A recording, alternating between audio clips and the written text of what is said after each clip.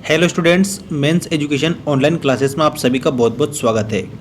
देखिए, इस वीडियो के माध्यम से आज मैं आपको बताने वाला हूं काव्य खंड के मोस्ट इम्पोर्टेंट क्वेश्चंस।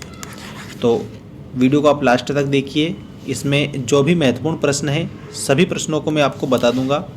देखिए, आपका जो पहला प्रश्न है वो आपका इस प्रकार है, रसात्मकम वाक्यम काव्यम। ये परिभाषा किसकी है? तो उत्तर में आपको याद रखना है आचार्य विश्वनाथ की है।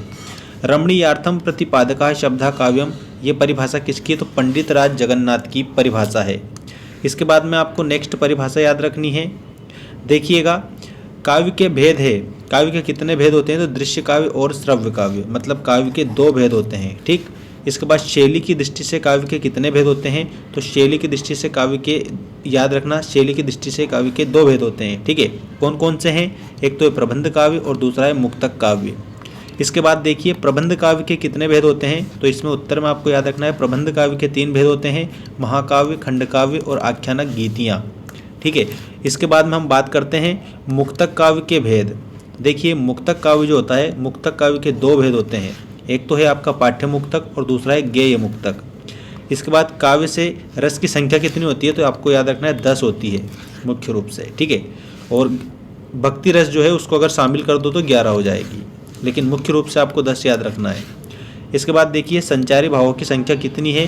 तो इसमें 33 संचारी भाव होते हैं। इस प्रकार से आप याद रखेंगे, 33 है संचारी भावों की संख्या। विभाव के भेद, तो विभाव के 2 भेद होते हैं। एक तो होता है आलंबन विभाव और दूसरा होता है उद्दीपन विभाव। उद्दीपन विभाव जैसा कि आपको यहाँ पर दे रखा है, आलंबन विभाव और उद्दीपन विभाव। इसके बाद देखिएगा, अनुभाव के कितने भेद होते हैं? तो इसमें आपको बताना है अनुभाव के जो है 4 भेद होते हैं। अनुभाव के 4 भेद होते हैं। ठीक है, कौन कौन से हैं? तो कायिक है, मानसिक है, सात्विक है और आहार्य है।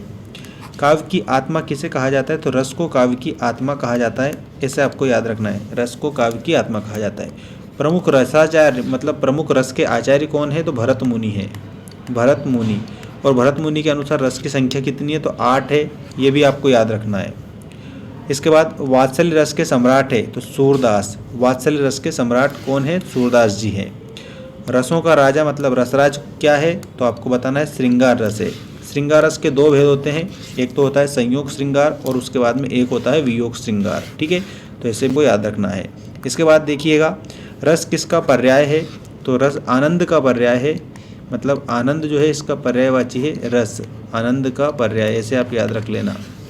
इसके बाद देखिए, रस की मुख्य रूप से परिभाषा क्या है? तो ये मैंने यहाँ पर लिखी हुई है। किसी काव्य को पढ़ने, सुनने अथवा देखने से जिस आनंद की अनुभूति होती है उसे रस कहते हैं। ठीक है, किसी भी अगर काव्य को हम पढ़ेंगे, सुनेंगे और हमें जिस आनंद की अनुभूति होगी ना, उसे क्या कहते हैं? तो उसे हम कहते हैं रस। इसके बाद देखिएगा, वीर रस का स्थायी भाव बताइए। तो वीर रस का स्थायी भाव होता है उत्साह। भयानक रस का स्थायी भाव बताइए। तो भयानक रस का स्थायी भाव होता है भय। ठीक है, तो इस प्रकार से आप ये काव्य खंड के मोस्ट इंपॉर्टेंट क्वेश्चन अवश्य याद करिएगा। आपकी जो एनुअल एग्जाम्स है उसमें से कई सारे क्वेश्चन इसमें देखने को मिलेंगे। देखिएगा, आप मैंने बता दिए हैं, सारे क्वेश्चनों के उत्तर आप अच्छे से याद कर लीजिएगा। वार्षिक परीक्षा में बहुत सारे क्वेश्चन देखने को इसमें मिलेंगे जो आज आपको बताए गए हैं।